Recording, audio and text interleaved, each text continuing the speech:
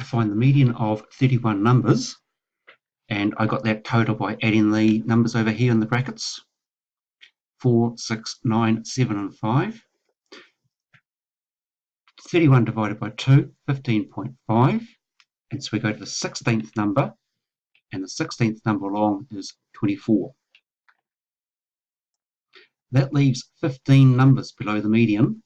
The median is not counted when you're looking for the quartiles, so I've got 15 numbers below it, and 15 divided by 2 is 7.5. The 8th number along, 16 for my lower quartile.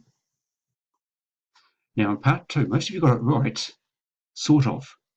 The answer is not 35, it's just 5. What is the number that replaces x?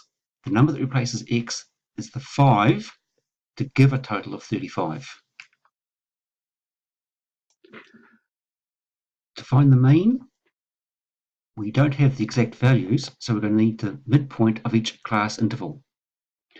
There's nothing below 60. First interval is 60 to 70, midpoint 65. 70 to 80, midpoint 75. So for each of those midpoints, we multiply by the frequency, and that total hopefully comes to 29450 divided by the 300 cars, mean 98.2. The value of A in the table on the right is the cumulative frequency of the frequencies up to that point in the table on the left. So A is 195, and similarly B is the total cumulative frequency for the number of cars below 120, which adds to 275. We want the percentage of cars travelling above 105 kilometres an hour. At the 105 on the x-axis, we'll come up to our graph, come across the left-hand scale, and it says number of cars is approximately 200.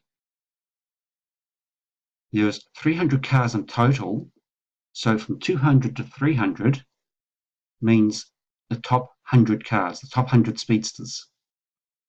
What's 100 over 300 as a percentage? 33 1/3%. It's the top 100 cars that are travelling above 105 kilometres an hour. In part 2, again, you've got to be careful with the wording. We want the speed that is only exceeded by 15% of the cars, the top 15%.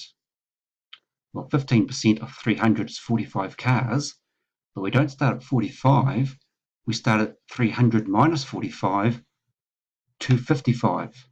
255 is the cut-off line for that top 15%.